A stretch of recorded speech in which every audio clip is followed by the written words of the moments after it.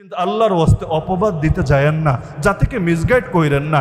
এমনি মুসলমানদের পায়ের তলায় মাটি নাই, এই অবস্থায় অপতথ্য অপবাদ ছড়িয়ে দিয়ে মাজলুমদের কাটা ঘায়ে নুনের ছিটা দিয়েন না।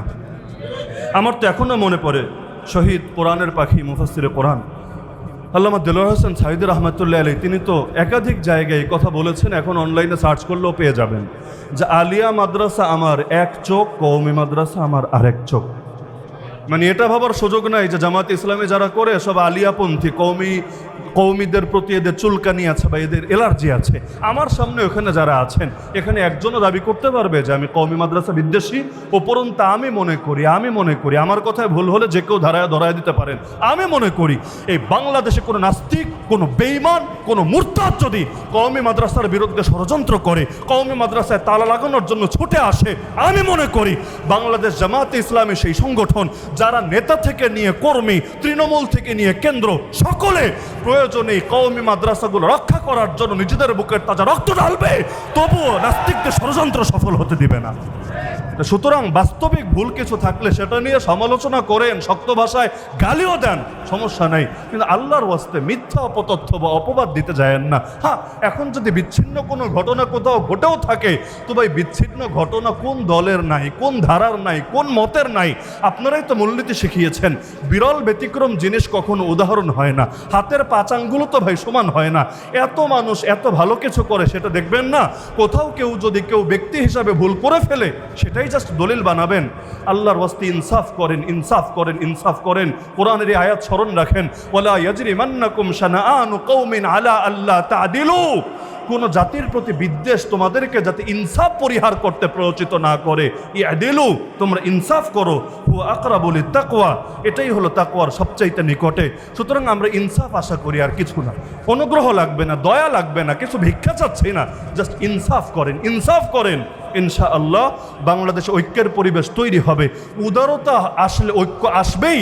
এজন্যই আল্লাহর জন্য ভালোবাসার এত দাম।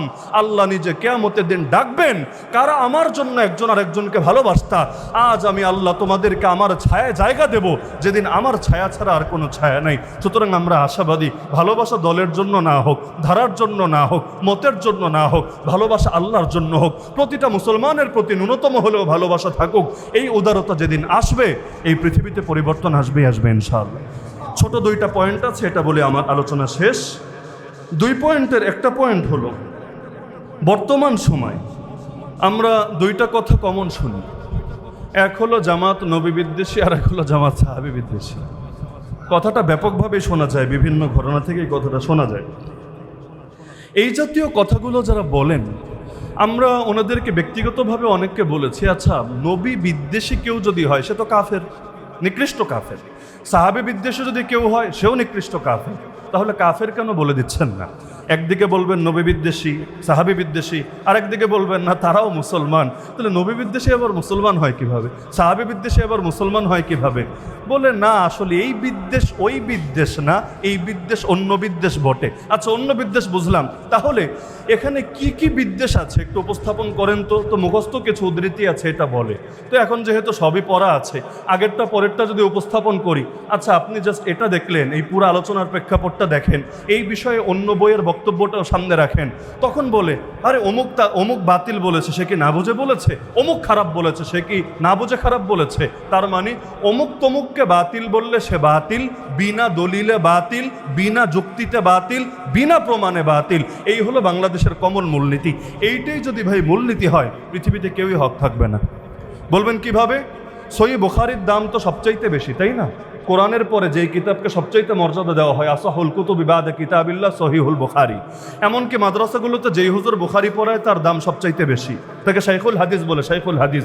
অন্য কিতাব পড়ালে শাইখুল হাদিস হওয়া যায় না।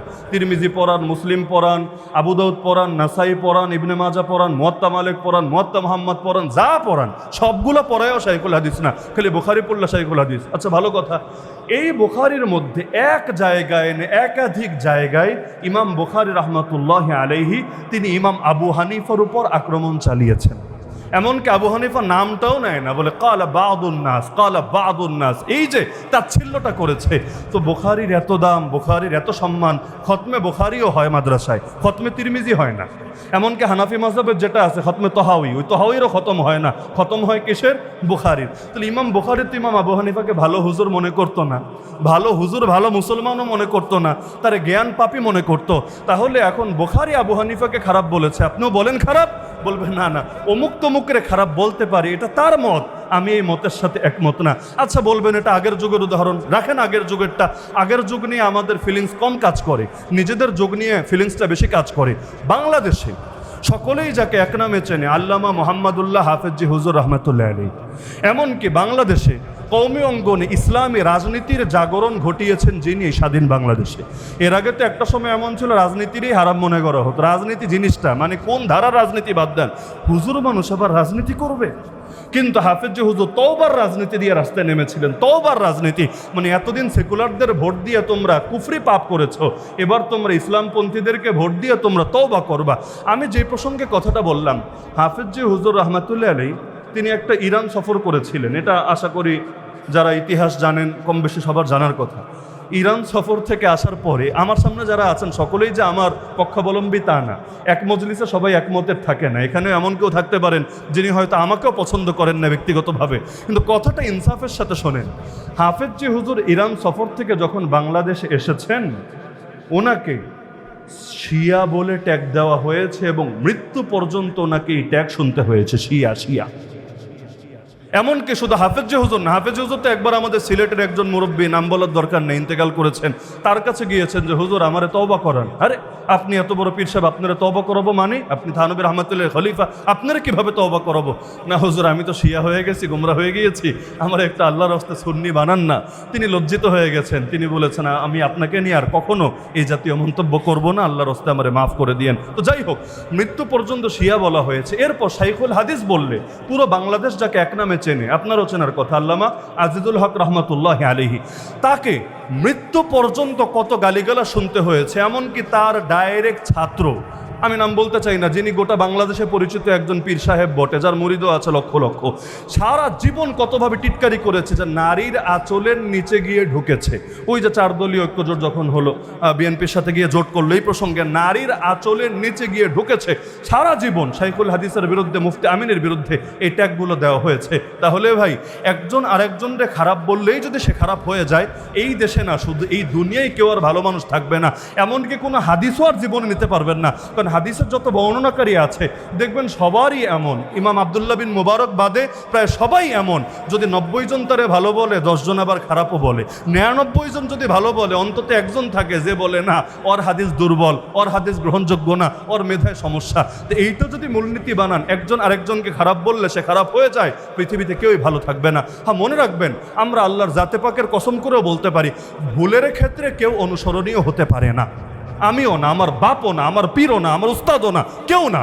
এজন্য দেওবন্দি সিলসিলা সকলের মুরব্বী যিনি, তার নাম হাজি এমদাদুল্লাহ মুহাজির মক্কি রহমতুল্লাহ আলী। শুধু দেওবন্দি সিলসিলার না, এই অঞ্চলের অধিকাংশ সিলসিলার মুরব্বী তিনি। হাজি এমদাদুল্লাহ মুহাজির মক্কি রহমতুল্লাহ আলী মিলাদ পড়তেন, জানেন কি না আপনারা? তিনি মিলাদ কিয়াম করতেন, জানেন কি না আপনারা? কি জানেন না? এমনকি মিলাদ নিয়ে তিনি বই লিখেছেন। সেই বই যখন ফাকিহুন নাফস রশিদ আহমদ গাঙ্গুহি, যাকে আবু হানিফা সানি, দ্বিতীয় আবু হানিফা বলা হয়, তার কাছে গেল, বইটা ধরে ঠাস করে ছুঁড়ে ফেললেন। সবাই অবাক, আল্লাহ, একটা কিতাব, তাও নিজের পীরের লেখা কিতাব, এভাবে ছুঁড়ে ফেললো। তিনি বললেন আমার শাইখের নিকট বায়াত দিয়েছি তাসাউফের লাইনে, শরীয়তের লাইনে না, শরীয়তের লাইনে কোরআন সুন্নাহ আমাকে যা বলে আমি সেটাই মানবো, আমার পীর কি লিখলো এটা আমি দেখব না। এরপরও আদবে কোনো কমতি হয় নাই। এখান থেকে কি বোঝা গেল, কেউ যদি কোনো ধারার মুরব্বীও হয়, কথা বুঝেন, এই উদাহরণ আমি কেন দিচ্ছি ময়মনসিংহ এসে, এটাও আশা করি সকলে বুঝবেন। কেউ যদি কোনো ধারার মুরব্বীও হন, ভুলের ক্ষেত্রে কেউ অনুসরণীয় হন না, এটাই সর্বজন বিদিত মূলনীতি। কেন ইমাম আবু হানিফার ভুল নাই? ইমাম আবু হানিফার প্রতিটা মত তার ছাত্ররা নিয়েছে। আরে নিয়েছে। 50%ও নেয় নাই। হানাফি মাযহাবে 40% মত নেওয়া হয়েছে সর্বোচ্চ ইমাম আবু হানিফা থেকে। 60% জায়গায় ওনার মতো নেওয়া হয় নাই। হয়তো ওনার শাগরেদ আবু ইউসুফের, না হলে ওনার শাগরেদ মোহাম্মদের, না হলে ওনার শাগ জুফারের, না হলে ওনার শাগরেদ হাসান বিন জিয়াদের, আর কোনো মাসালা এর বহু পরে 500-600 বছর পরেরও কোনো ইমামের মত নেওয়া হয়েছে। তাই বলে সম্মানেও কমতি হয় নাই, এটা বলতে কেউ দ্বিধা করে নাই। আল ইমামুল আজম, তিনি হলেন সবচাইতে বড় ইমাম। তাহলে ভুল তো সবার থাকতে পারে। যারা বুখারী শরীফ পড়ে এরাও বুখারী শরীফে সব মত মানে না। ইমাম বুখারী খালি হাদিসের কিতাব লিখেছেন এমন না, ওনার হাদিসের কিতাব, হাদিসেরও কিতাব, ফিকহেরও কিতাব। প্রতিটা অধ্যায়ে তিনি শিরোনাম দেন। শিরোনাম বুখারী খুললে দেখবেন শিরোনামের মধ্যে তিনি মাসালা বলেন। ওই মাসালার সাথে সব হুজুররা একমত হয় না, হওয়া সম্ভব না। তাহলে দেখা যাচ্ছে কোনো ব্যক্তির সাথে দ্বিমত করেও তার নেতা মানা যায়, কোনো ব্যক্তির সাথে দ্বিমত করেও তার নেতা মানা যায়। এটা যদি বুঝেন তাহলে মাওলানা মওদুদী সমালোচনা করতে গিয়ে গোটা জামাতে ইসলামের 14 গোষ্ঠী যখন উদ্ধার করেন তখন মনে পড়ে না, আরে ভাই আপনিও তো আপনার পূর্বপুরুষের সব মতের সাথে একমত হন না, তাই বলে তার নেতা পরিচয় দিতেও দ্বিধা করেন না। তো মাওলানা মওদুদীর কোনো ভুল যদি থেকে থাকে, থাকবে, কি এমন সমস্যা হয়েছে? তিনি নিজেই তো তার জীবদ্দশায় স্বীকার করেছেন আমার ভুল আছে। এমনকি তার খণ্ডনে একটা বই লিখলেন সৈয়দ আবুল হাসান আলী নদভী রহমতুল্লাহ আলী। বইটা লেখার পর যখন তার কাছে গেল, যেই বই আরবিতেও পাওয়া যায়, উর্দুতেও পাওয়া যায়, বাংলায়ও পাওয়া যায়। আরবিটার নাম তাফসিরুস সিয়াসিউল ইসলাম, উর্দুটার নাম আসরে হাজির মে দিন কি তাফহিম ও তাশরীহ। যখন তার কাছে গেল তিনি ধন্যবাদ জানালেন এবং তিনি বললেন যে এরকম আরও যত ভুল আপনার নজরে পড়ে আপনি আমাকে অবশ্যই অবগত করবেন। আর প্রতিটা বিষয়ের সাথে আমি হয়তো একমত হব না বা হতে পারবো না, কিন্তু আমি অবশ্যই উপকৃত হব। সমালোচনা মানুষের জ্ঞান বৃদ্ধি করে, চিন্তার দিগন্ত উন্মোচিত করে। ধন্যবাদ জানিয়েছেন। আরে যেখানে ইমামরাই বলে গিয়েছেন আমরা কোনো কথা যদি এমন বলি যেটা হাদিসের বিপরীত, তোমরা হাদিস সামনে রাখবা, আমার ব্যক্তিগত মত সামনে রাখবা না, সেখানে অন্যান্য ব্যক্তির ক্ষেত্রে কি কথা? এজন্য অধ্যাপক গোলাম আজম রহমতুল্লাহ আলী ইকামতে দিন বইতেও লিখে গিয়েছেন যে মাওলানা মওদুদীর প্রতিটা বিষয়ের সাথে আমি নিজেও একমত না, প্রতিটা বিষয়ের সাথে আমি নিজেও একমত না। তার কোনো ভুল থাকলে সেই ভুলের দায় তার, আমাদের না। কেন? আমরা এটা কোনো আকীদা ভিত্তিক দলও বানাই নাই, এটাকে কোনো মাযহাবও বানাই নাই। যার কারণে এখানে আমরা যেহেতু তাকে আকীদার ইমামও মনে করি না, আকীদা শিখি ইমাম তাহাবির বই পড়ে, আকীদা শিখি আবু হানিফার বই পড়ে, আকীদা শিখি কোরআন হাদিস পড়ে। সুতরাং তিনি যেহেতু আকীদার ইমামও না, মাযহাবের ইমামও না, তার কোনো বিচ্ছিন্ন মত থাকলে এটার দায় তার, এটার দায় বাকি সংগঠনের সকলের না। এমনকি তার জীবদ্দশায়, মাওলানা মওদুদীর জীবদ্দশায় এর উপর রেজলিউশন হয়েছিল। এমনকি মজার বিষয়, আজকে যারা জামাত করে সবার আকীদা এক। সারা জীবন তো এটাই শুনে জামাতের আকীদা খারাপ। আরে ভাই, যারা জামাত করে সবার আকীদা এক। জামাতের মধ্যে সুন্নি নাই, জামাতের মধ্যে লামাযহাবী নাই, জামাতের মধ্যে কওমি দেওবন্দি নাই, জামাতের মধ্যে আজহারি মাদানি নাই, কি নাই? নাই কি? এমনকি জামাতে কৃষ্ণনন্দীও আছে, জামাতের মধ্যে কৃষ্ণনন্দীও আছে। তো জামাতের আকীদা এটা নাকি ওই মুসলমানদের আহলে সুন্নাত ওয়াল জামাত বহির্ভূত আকীদা, মওদুদী আকীদা, যেটা ওনারা নাম দিয়েছে মওদুদী আকীদা। তো কৃষ্ণনন্দীর আকীদা এটা কোন আকীদা বলেন আপনারা পারলে? আরে ভাই, জামাত এটা সকলের জন্য একটা রাজনৈতিক প্ল্যাটফর্ম। জামাত সুন্নিকে বলবে না তোর আকীদা ছাড়, লামাযহাবীকে বলবে না তোর আকীদা ছাড়, আজহারি মাদানিকে বলবে না তোর আকীদা ছাড়, দেওবন্দি কওমিকে বলবে না তোর আকীদা ছাড়। হাজার হাজার কওমি এই জামাতে নাই নাকি একজনই শুধু? সবার রাগ যেভাবে একজনের উপর পড়ে মনে হয় না একজনই আছে, মনে হয় হাজার হাজার কওমি নাই। যদি থেকে থাকে একজন কওমি পারলে বলুক না যে জামাত আমাকে বলেছে তোমার আকীদা ছাড়ো, আকীদা পাল্টাও, এতদিন কোরআন হাদিস পড়ে যে আকীদা শিখেছো সেটাকে তালাক দাও। কোন কওমি হুজুর দাঁড়ায় বলতে পারবে এই কথা? একজনও পারবে না। তাহলে যদি এটা না পারে, আমরা তো এটাই বুঝলাম যে শাখাগত আকীদা যার যার, জামাতে ইসলামী ইনসাফ প্রতিষ্ঠার লক্ষ্যে সবার। এটাই তো বাস্তবতা। ইনসাফ প্রতিষ্ঠার লক্ষ্যে জামাতের সঙ্গে কৃষ্ণনন্দীও যদি কাজ করতে পারে, তুমি ভাই কেন পারবা না? কি এমন এখানে বাধা হয়েছে? সুতরাং আল্লাহর ওয়াস্তে অপবাদ দিতে যেও না।